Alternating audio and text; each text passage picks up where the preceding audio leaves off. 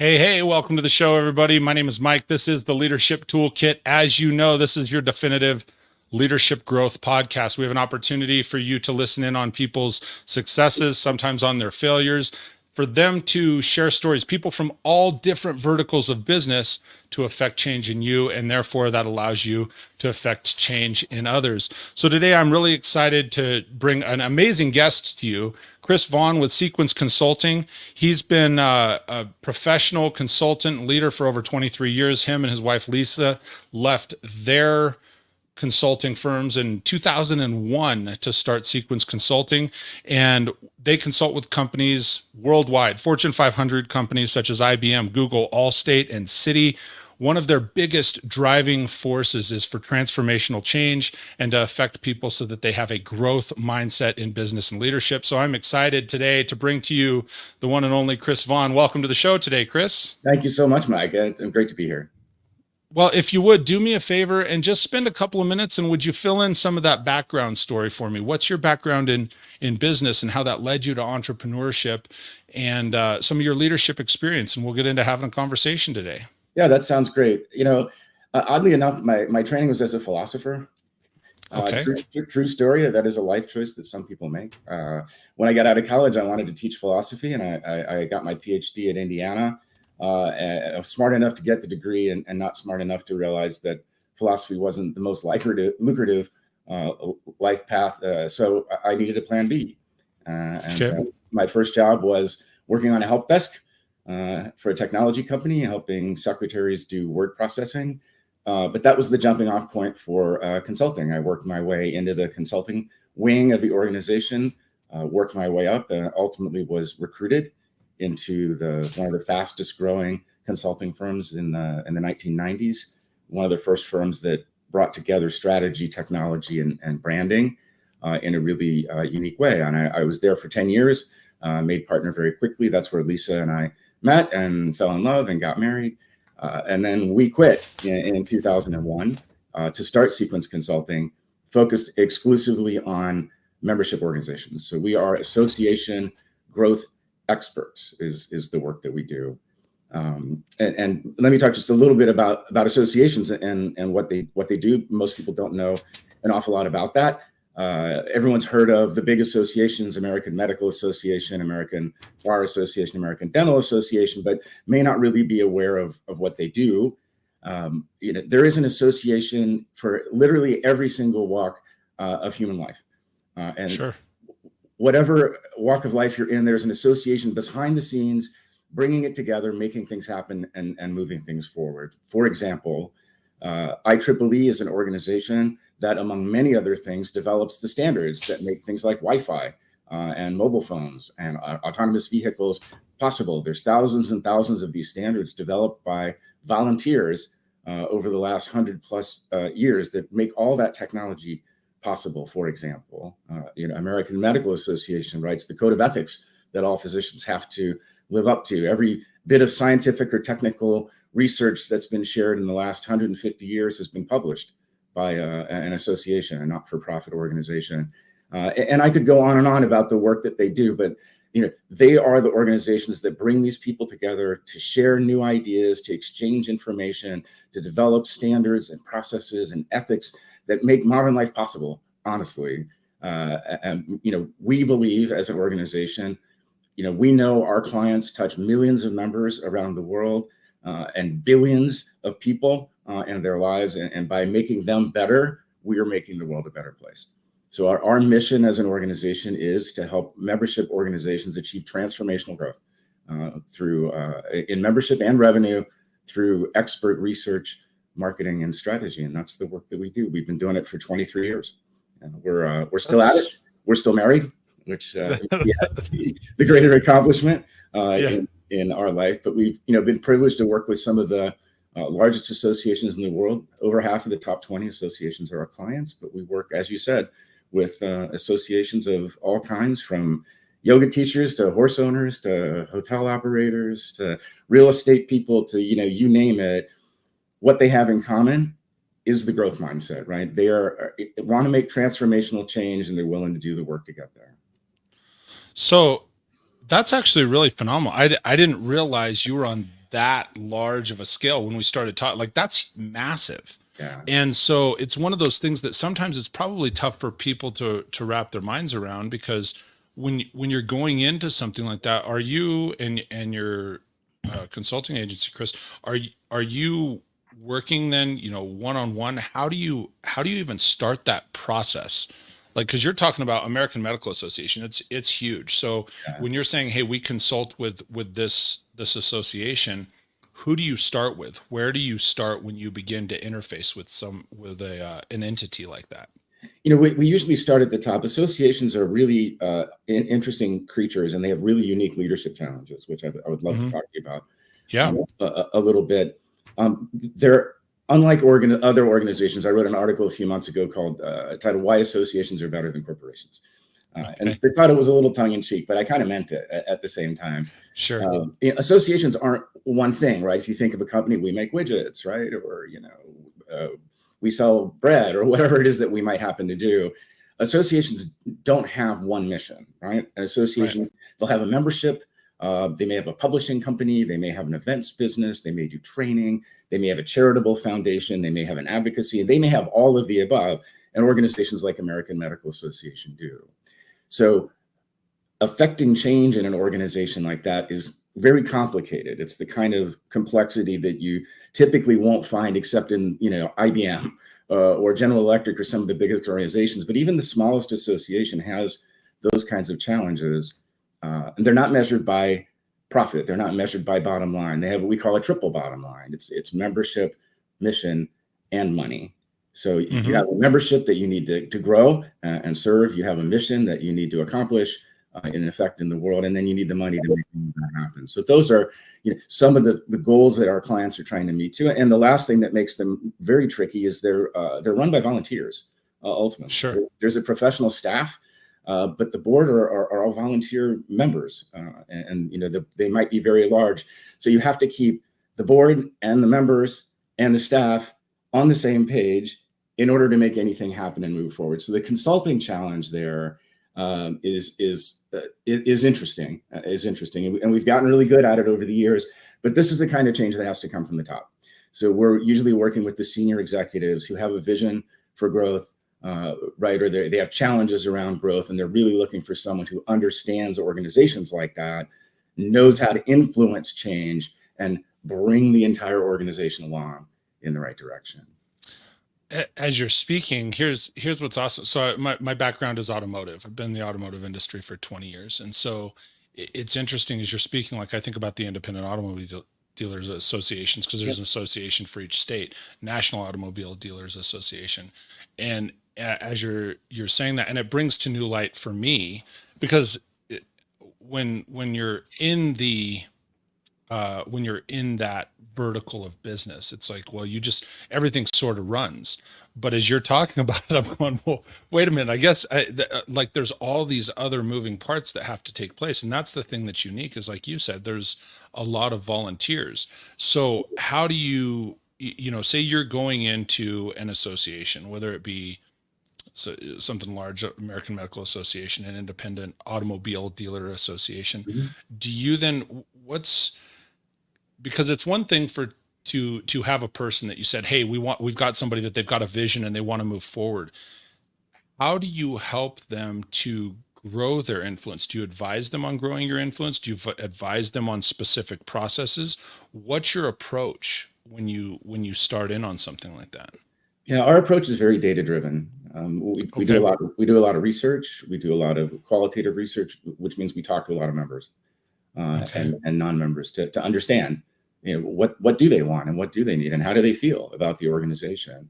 And oftentimes that's information our clients don't have, right? That's a level of insight that they often don't get from the members that they do talk to, who tend to be their most engaged and happiest members. We do a lot of best practice research, looking outside the organization, which is something that's difficult to do, and understand what works in other places, what doesn't work in other places, what ideas can we bring back that might really make an awful lot of sense here. We do a lot of data analysis. Let's look at the history of your membership. Let's look at all the research that you've done, survey work that you've done. So there's a lot of research and analysis and diagnostic, if you will, going into what really are the challenges, what really are the opportunities, and then let's think together about how we can wrap a strategy around that, how we can wrap marketing around that in a way that's really going to affect change and take it out into the world. It's a very collaborative process. Associations are hyper collaborative organizations. We call it pathological democracy sometimes.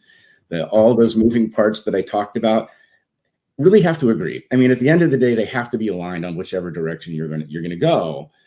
So there's a lot of talking, there's a lot of collaboration, there's a lot of listening that goes into this to help people understand the rationale, what it's going to mean for them, and what it's going to take from here to get from here to there. I love this, especially when it comes to, because I think this applies so much, Chris, to, whether you're boots on the ground leadership running an organization of yourself and a couple people, or a large association like what you're talking about that may cover, something nationwide. There's a couple things I took from this, and I always encourage my listeners and my viewers, and I repeat this stuff, especially if somebody's listening on Spotify and that sort of deal. Here's the things I've taken so far. One, I love the 3 M's: membership, mission, and money. And I think that that's relevant to something of any size, a business of any size. The reason I say that is because, the membership, like you're sharing in an association level, like you have to remember who you're there to serve. That's right. And I think even on the smallest business level or an entrepreneurial level, it's still relevant to take that statement, right? Who are you there to serve? And first and foremost, it's the people inside the organization, inside the business, inside the association, because if you serve them well, I think it's Richard Branson that says, you serve your employees and your staff well, they'll serve your customers well, right? And that's how you, I think, grow membership. Yeah, that's right. And then that mission and vision piece, certainly I think is relevant to any business. And the third one you said is the money, like the 3 M's. I love it, right? Membership, mission, and money. Yeah. The reality is, in business, I think money, in my opinion, sometimes gets a little bit of a bad rap, because then people from the outside look in and go, wow, they're just worried about profits. It's like, well, but you need money and you need profits to be able to serve those people, to serve the members, to serve the customers, to serve that entire organization. So I think that's really valuable. That's one thing I took. Yeah, we say no money, no mission, right? A lot of these organizations, because they're mission driven and very altruistic, and the people that work there are very purpose oriented. The money feels dirty sometimes. It's like, oh, that's about making profit. And we remind them, money is what makes the work possible. Money, it's what funds all of the good work. Not only does it pay all of you, right, but it pays for all the work that we do in the community and in the world, and all the opportunities that we create for our membership. We have to remind them about that sometimes. Well, yeah, you reframe it like money's the tool. You need the tools to make the magic happen, right? That's right. That's right. The other piece, as you're talking about, I really like the part where you said, because I said, well, how do you affect change and influence? And you said, well, it's data driven. I think it's really valuable for anybody in any leadership role. Is you got to take the time to know what you're dealing with. You don't just drop in. Nobody should just drop in and say, well, hey, this is how we're going to do it because this is what's worked before. I love the fact that you said it's collaborative. You take the time to research. You take the time to look at the data before making a decision. And then what I took from it was, hey, I like the pathological democracy. And I know I'm repeating what you said. I want to repeat it sort of in my own terminology. Is it's like, it takes away that old authoritarian, right? Well, hey, this is how you're going to do it. Because I think when people are able to grab a hold of ideas, whether they're ideas that came from you, but ideas they're able to participate in, you have a lot more buy-in from that. Would you agree with that?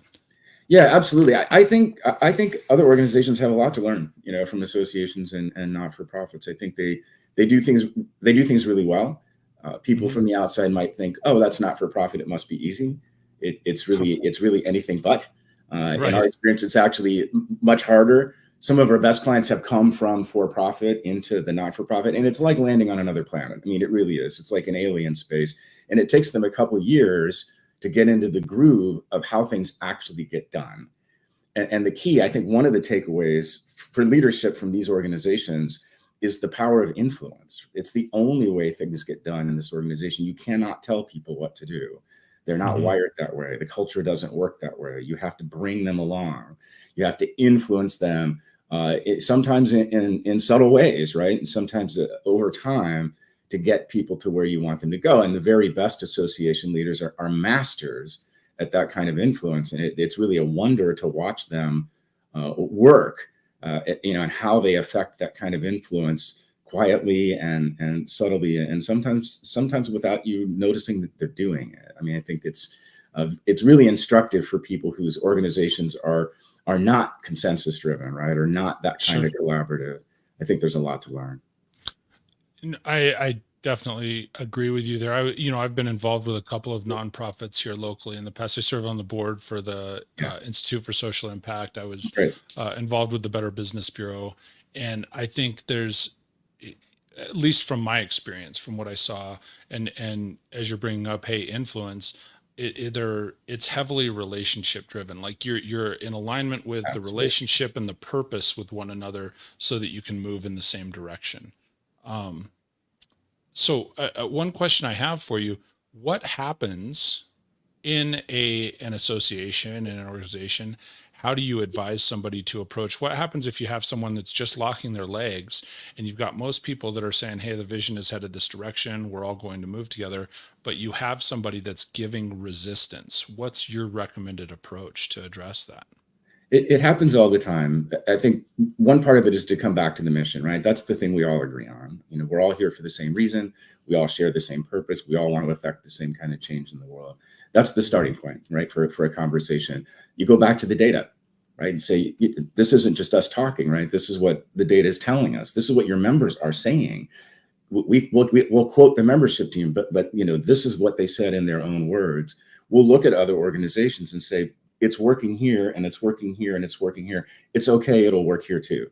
It takes some of the risk out of the equation. I think that our emphasis on data, part of that is as a way to ground the change that we want, right? To give the rationale, to give people confidence that this really is the right direction, and to show them something that you can't argue with at the end of the day, right? The data is what it is. What we're going to do about it is what we need to negotiate. But the collaboration on is, how do we take that set of facts and then apply that to the mission that we already agree on in order to move forward. Sure. So, just so I don't forget, because I managed to do this just about every show. I get into having a conversation and I start taking notes, and I get all excited. One thing I'd recommend, especially if somebody is listening right now on Spotify, I put this on the screen earlier, but if you do want to connect with Chris and his company more, there's a couple ways you can do that. You can check out sequenceconsulting.com, spelled just how it sounds, SEQUENCE consulting, consulting.com. So you can check out his website, gain more information, gain more insight there. We were talking before the show. Certainly you can connect with Chris on LinkedIn. As you can tell, he's an phenomenal human being and just wealth and knowledge. So you can go to linkedin.com and look. His link is Chris Vaughn, CHRIS, Vaughn spelled VAUGHAN PhD. So if they're looking for you, that last name spelling is important. That's why I share that on, especially for the audio portion. Thank you. I appreciate that. I do. Absolutely.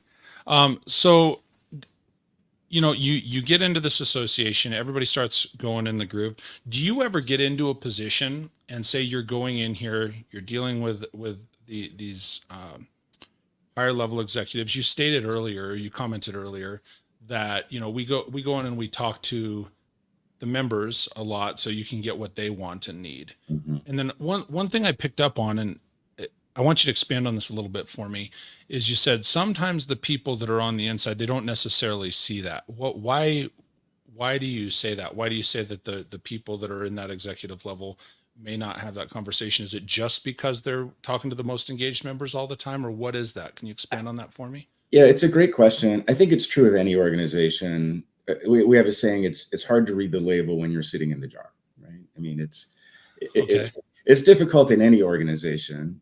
Sure. Part of it is because you're consumed by the organization itself and all the demands of your everyday work. That's true everywhere. Mm-hmm. Any organization, you hear from your loudest customers, right? The ones who complain the most are the ones that you pay the most attention to. In the association world, that's true, but it's also true that the members you see the most are the ones who are the most engaged. They're your volunteers. They're the ones on your board, right? They're the ones that are at all of your events. So you're not hearing from all the members that are not engaged that way, right? Or not engaged at all, who are the ones you really want to hear from, right? Sure. Why are they not engaged? What would get them more engaged? Are they unhappy? Are they expectations not being met? There's a lot of conversation that most associations don't take time for. They do a lot of surveys and they do that kind of research, but they don't do a lot of the conversations with the rank and file membership to hear what they really have to say. And it's often eye-opening when they get that feedback. It's not always things they want to hear, but it's things that they need to hear, and hearing it from the members, carries a lot of weight. So do you think that, leaders in an association like this need to be more deliberate? Because asking someone, why are they not engaged? One, I think that's a really deliberate question. Two is, do you think that sometimes people don't ask because they don't want to know the answer? Of course, right? Some people don't want to hear bad news. I think another dynamic is that often what the volunteers and most engaged members want is not what the least engaged members want. Right? I think they often do want different things from their association. So, there's something to be said for keeping things the way that they are and keeping the happy members happy, rather than, rocking the boat and moving things in a direction that might be uncomfortable Sure. for some of the your leaders, but would make the rank and file membership happy. I think that's some of the dynamic too. Can you give an example, maybe? What's a time that you saw that hey, of a change you were recommending? Does something come to mind that you said, hey, everybody's happy over here, but man, everybody we're talking to, it would make them much more happy on this side if you did this? Is there something that comes to mind? Yeah, it's an extreme example, but I think it illustrates the point. We had an organization where the leadership and the most engaged members really saw the organization as a social change organization, right? They really wanted to promote diversity, equity, and inclusion in their industry and their profession, and they thought that's what the association was about. And they did a lot of work and made a lot of investment in doing those kinds of things, which was very fulfilling and satisfying for them. But Sure. the membership wasn't growing. Why wasn't the membership growing after we do our work? Because the rest of the membership did not care that much about that, right? Those things were not what was important to them. What was important to them was professional development, right? And business development and networking and relationships. So there was a real disconnect between the value proposition for the folks in charge and the value Sure. propositions for the rank and file membership. And that was a very uncomfortable conversation, as you might imagine. Well, yeah. For folks to reckon with. That's an extreme example, but we see that all the time, where the leadership sees the organization one way and the membership sees it differently. Well, and I think that actually is a really good example, because I think then that what you said a minute ago was, you have to get outside of the jar, right? So you have your leadership in Right. the jar, you've got everybody else around it reading the ingredients or reading what's going on. That's So right. how do you I don't know if start the conversation is the right word, but how do you coax somebody to then get out of the jar to see it that way? Do you just lay it on them, or what? I mean, I'm a really direct person. Like for myself, Chris, I'm like, hey, listen, come over here with me, get outside the jar, read this. There's your problem. Like I'm that guy, right? Yes. But I know a lot of people probably need a little bit more coaxing. So how do you move somebody from the inside to the outside so that they're able to look from the outside in? Yeah, that's a really great question. We do lay it on them, right? Okay, I like that. We speak the truth, right? That's why Sure. we're there. You're not paying us to pussyfoot around, but we do it in a story, right? We tell a story about that, right? Here's what the members said. Here's what the data said. Here's where you have been. Here's where you are now, and here's where you could go, right? Based on this. So it may be news that they don't want to hear, but there's a path, right? There's a way forward for that's what we want them to really focus on. If there's bad news, we want it to motivate them. Like, oh gosh, we got to do something about this. And then the next, let's start talking about how. I think that's the way that's the sugar that makes the medicine go down is, there's an answer. There's a solution here. It's not a hopeless situation. And we'd work with clients who are in really bad shape. I mean, whose membership has been neglected for many, many, many years and, might very well be out of business in a few years if they don't make major change. And we have to deliver that message to them. And it doesn't serve them to deliver that, to skirt around that, right? It doesn't, to soften that message doesn't help them at all. They need to hear the hard news. They need to hear it straight so they understand the urgency of the situation and the solutions that we're putting in front of them. And we find our clients are generally, once they recover, they're really thankful, right? For the honesty and the directness that they're probably not getting anywhere else. So when you go into an organization like that, because you're sort of, the way that I view it, sort of the leader of leaders, like you're willing to say the things that a lot of other people are not. Have you been in situations where, like, hey, it's the top of the organization, you're the problem, and because it's easy, like as we're having the conversation, you say, oh, well, what if you have somebody else that won't get in line? What if it's the person that you're telling that or maybe the person that hired you, that once you've taken and looked at the data, it's like, hey, here's the issue, and you hold a mirror up, and how do you do the same thing? Is it just, hey, here's a very direct approach? Because at that point, for me, I can appreciate the collaborative part of it. But at the same time, if the goal is constantly getting people to collaborate and you have that one pinpoint person that is giving you the pushback, how do you look at solving something like that? Yeah. We've learned over the years that it's like, you don't go to the doctor when you feel well. People who think they have all the answers don't call us. Right? People who call us know that there are things they don't know. They know they're doing something wrong, or they could be doing something better. So that's setting the stage to have the conversation that it's not even that you're doing something wrong. We all have blind spots. Right? Oh, sure. There are all things we don't see about ourselves. There are things we don't see about our companies. There are things we don't see about the people around us. And someone with a growth mindset values that input. Hey, Mike, you're not seeing this. Or, hey, Mike, this approach isn't working, right? Let's try something different. People who are in a growth mindset seek out that kind of feedback, right? Tell me what I'm doing wrong so I can do something right. So we come into these engagements with that expectation that, we're not there to make them feel good. We're not there to make them happy. We're there to make them better. And sometimes making them better means telling them things that they don't want to hear. We do it with love, always. Sure. But you really can't avoid it. And if you do, you're not doing a very good job as a consultant. No, I think that's a really good answer, Chris. Let me ask you also, what other resources do you recommend to somebody? So when you go in, because obviously I like how you just said that. You said, hey, like the people that are calling us don't have all the answers. And I have to imagine, just even from the bit you and I have talked, you seem to be a very collaborative, genuine person. And so what other resources do you recommend? And is it a set it and forget it? How many times are you going back to check on the progress that the person or the association is making? Yeah, that's a good question. And it varies. Some clients want the roadmap and then they want to hop in the car and go, right? Some clients want support along the way through the change, and we can do that, periodically. And some clients sort of want us to continue on an ongoing basis to advise them. Often we'll roll into the next engagement, right? We've worked on this. Can we help you with that? Can you help us with this? And oftentimes those relationships last for years. In some cases, they've lasted for decades. Our very first client is still our client. It's still our client today because we've, continued to cultivate the relationship and add value to their business. That's awesome.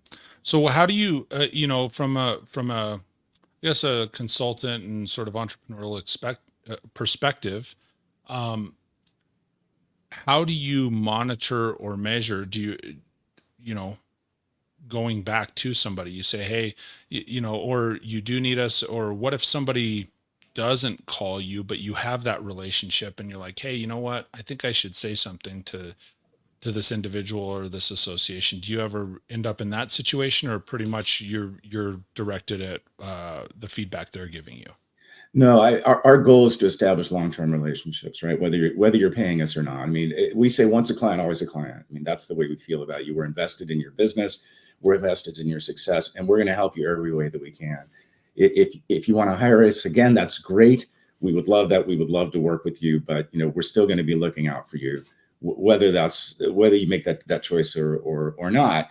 And we often do that. One of the things we do is we join every organization that we work with.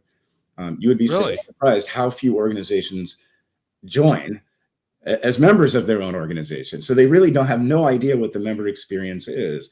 And we keep up our membership. So we see things or notice things that they may not know. And we will call them up and say, you just emailed me 8 times today. Did you know that, that you were doing that? Are you doing that on purpose? If you are, stop. I mean, those are the kind of conversations that we can have. Or when we see industry trends, if we do work for another client that we think is relevant for a client that we've had before, we'll share that information out.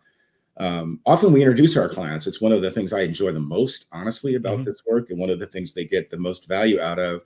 People in this space don't know each other, right? They're very focused on the organization. So the CEO of organization X and organization Y have a lot in common and would never meet. They would never meet unless we facilitate those introductions. So we love to do that, and our clients get a ton of value out of that because they make those connections with peers that otherwise they wouldn't, and those relationships also often last for a really long time. No, that's phenomenal. A couple of reminders here, and then I'm gonna recap real quick again for anybody that is watching or listening. I'll throw it up on the screen one more time. Connect with Chris on LinkedIn. You can go to linkedin.com, search for Chris Vaughn, PhD. It's ChrisVaughan, PhD. He's got the extra A in Vaughn. I guess it's not an extra A for you, but traditional spelling, right? You're like, for me, it's normal. Just and then certainly you can check out Chris's business if you're looking to connect and you want someone that's really good and is going to give you straightforward and honest feedback. Sequenceconsulting.com, spelled just how it sounds. So make sure and check those out. So a couple of pinpoints and things that I really like that you shared. One is, and this is from a leadership perspective, and leaders and managers, I think, need to really take note.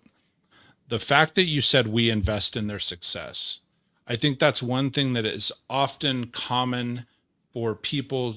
That's something that's easy to lose sight of when we get so, from a leadership perspective, because I've been there, where you're just like, you're running so fast to build the business. You're running so fast to produce results. You're running so fast to do the thing that's in the business. That's how you end up in the jar in the first place, right? Using your terminology. That's exactly right. And so I think it's really valuable, one simple statement like that, for you to say, hey, we just remind people that we're there to invest in their success. And from a leadership perspective, if you're in, whatever size organization you're in, remind your people that you're there to invest in their success, because when you do that, that's what'll help lift you up and grow them. The other thing, man, I absolutely love this statement from you, Chris, is the fact that you said we actually joined the association. Yeah. Like, that is truly from the outside in, right? Because you're saying, okay, well, we're going to see what the experience is really like. And I think that's something, it's crazy. It reminds me, when I first got into management in the automotive industry, this is back in like 2005, 2006. I remember our owner that was at the store. I was sitting at my desk, as I felt a manager should do, because that was what I thought the managers before me did. Right. Which I've learned since is way different. But I was sitting there, managing the things on my desk, like all the things. And he calls me up, and he says, hey, who's helping this customer here? Hey, who's helping this customer here? And I'm like, what are you talking about? How does this guy know this? Right? This is like 2005. We didn't have cameras inside. And he, one of the simplest things when we talk about managing from the outside in, he would pull in the parking lot across the street and just watch what took place. And that way, he says, I could really see, and someone had taught him that early on. He says, I could really see by just sitting and watching what took place in the business, what was going on, so you may be on the inside saying, oh man, we don't have customers. Well, he's on the outside watching customers walk on the car lot. Right. And so that's for whatever reason, as you're saying that, you're saying, hey, I joined the association. If you're joining that and you're receiving the emails and you're getting the newsletters and you're participating in the functions at that level, that's like, to me, that's like, okay, hey, I'm sitting across the street watching how the business works, Right. so to speak, versus constantly being in it and trying to manage the thing, arrange the tape dispenser just right on my desk and my coffee's got to sit in the right place. Like, that's not how good managers and leaders do it. They get engaged and get involved. That's right. So That's right. I really liked that. I really like that statement. Just wanted to bring it back up. Let me ask you, Chris, I'm going to ask you one that's off script here. Who are the people, because you're one of those guys that, like, you go in and you make others better and you make them grow. And I think that's phenomenal. Who are the people that pour into you that you look to help with your growth? That is an excellent question. That is an excellent question. Obviously, my wife. We're invested in this together, and we learn together every single day. And one of the things we love about our firm and working together is that we get to do that. We get to learn. We work with so many different people, different organizations. We learn something new every day. We have very strange conversations around our house, as you can imagine, right? Our kids are like, what are you talking about now? We work with some really interesting clients. So I think that's part of it. We draw a lot of inspiration from our clients. Our clients are extraordinary people. They're extraordinarily mission driven. They do an incredible amount of good in the world, and we admire that. And we admire them, and we take a lot away from that. And we've studied the leadership style that's really effective in these organizations. And it's quite something to watch. It requires a level of selflessness and a level of humility and altruism that's really rare. And the best leaders and our best clients really exemplify that in a way that makes transformation possible.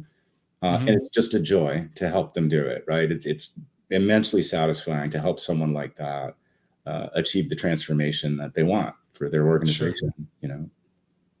Oh, I've always said that's one of those things. Anytime that I'm going into a training, there's so much value in helping others grow, and I think then when people feel that relationship is genuine, and they feel that you really are pouring into them, they'll open up more. And when other people start to open up, you start to see these pieces of them that you never knew existed. That's right. Right. And so you go, oh man, yeah, I can pick that up. I love the fact, I'm going to coin this term right now. And it's probably already out there, but I haven't heard it. But as you're talking about, like, the clients, it's like a lateral mentorship relationship. Okay. I like that. Right.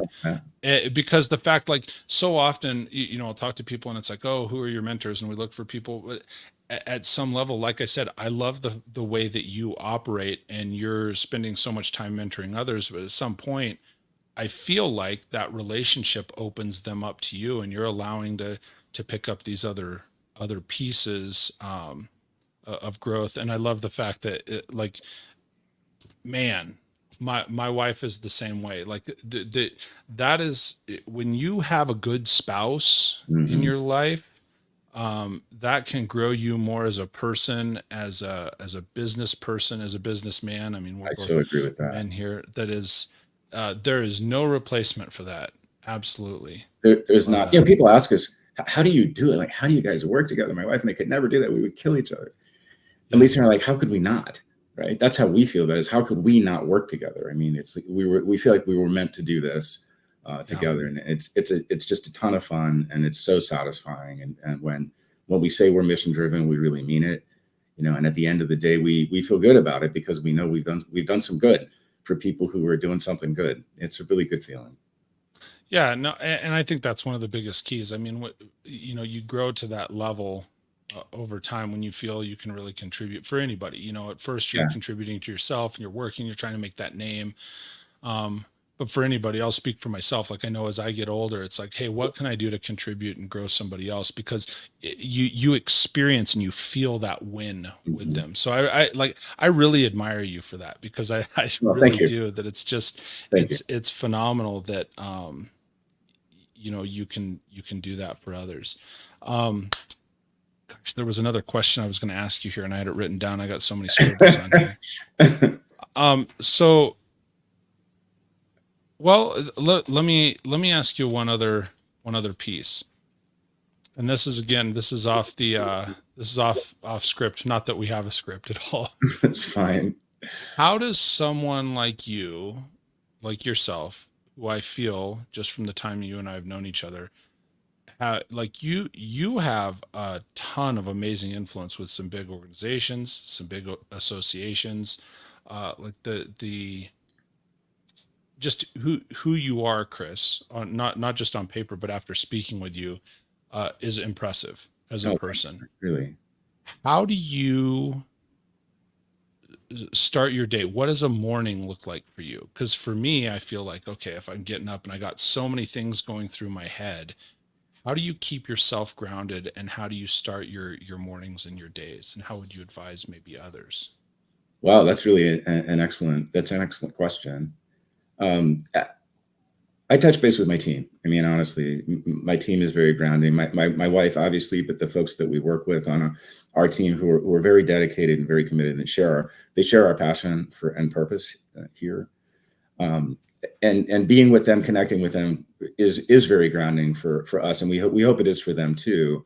That we're on a mission together, right? We're in this together, and Sure. sometimes it's really hard, and sometimes it doesn't work the way we want it to, and sometimes people are difficult and all those things, but it's worth it, right? Because we're doing this for a reason, and we're not just here to make money. If we could do this for free, we would. We can't. For the Right. guys that are listening, That we was step can't. 3. We can't. But I think that's really key, is to stay grounded, not only in our team, which who we love, but also in the mission that we share together. And here's the reason why I'm sitting at this desk all day long every day.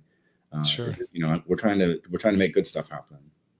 It's powerful stuff, man. That's really good. I love it. The fact that you are connecting with people first thing. I think that's very, very powerful Yeah. to get your day moving. Um, if I could, well, we're right about at the 45-minute mark. A couple of things. I'm going to remind everybody one more time. Connect with Chris on LinkedIn. It's Chris Vaughn, PhD. So ChrisVaughan, PhD. You can connect with him on LinkedIn. Also, check out Sequence Consulting if you want more information on their business. If you want to affect change in your organization or association, make sure you reach out to them at sequenceconsulting.com. I'll make sure and share that stuff in the show notes as well. Chris, any final thoughts that you would like to share with us today? Yeah, I meant to mention this earlier. I wrote an article earlier. I published a piece earlier this year called "The 7 Habits of Highly Effective Association Leaders." And we've talked about like 5 of them today. So there's a couple more. But if people want to follow up on this more, I encourage them to search on the article. It's on my blog, on the website. It's published in associations now. If this is interesting stuff for you, I think it'll be an interesting article as well. So I would just really encourage people to read it. And you said it's the 7 habits of highly effective 7 habits of highly leaders. effective association leaders. Okay. Will you do me a favor and have either you or your assistant send me the link, and I'll make sure and post that in the show notes and on the blog. I'll do the blog afterwards too. Absolutely. All right. Well, ladies and gentlemen, I'm going to bring us to a close. Chris, if you would just hang out for one moment while I take us out, I would sure appreciate it.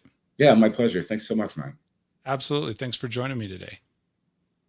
And ladies and gentlemen, that's going to bring us to a close for another episode of the Leadership Toolkit with my new friend, Chris Vaughn, who is absolutely awesome. As I mentioned before, make sure and check him out on LinkedIn. I encourage you to connect with him. Check out his website, Sequence Consulting. I will have available the link for the 7 habits of highly effective association leaders, which I think that's phenomenal as well. So I'll make sure and link back to that. Appreciate you all tuning in and listening. Do me a favor, just share this show with somebody that would have some growth from this conversation that Chris and I just had. Throw a few thumbs up on it. I love the likes. I love that's one way that the show grows is our audience staying engaged and building opportunities to share my voice, my guests' voices. So throw some thumbs up on it. But most importantly, if you know someone that you could help grow with this conversation, whether it's on YouTube or Spotify, Apple, wherever you're at, just share it with them. Share it, say, hey man, I got a lot out of this. I think you would really have an opportunity to grow, because that's how you grow, not just your leadership, the relationships like we talked about today. And certainly it's an opportunity to grow somebody else that's around you. And that's one of the best things that we can do is raise everybody up. So appreciate you very much. Thank you everyone for your time. Until we speak next, stay great. We'll talk soon, everybody.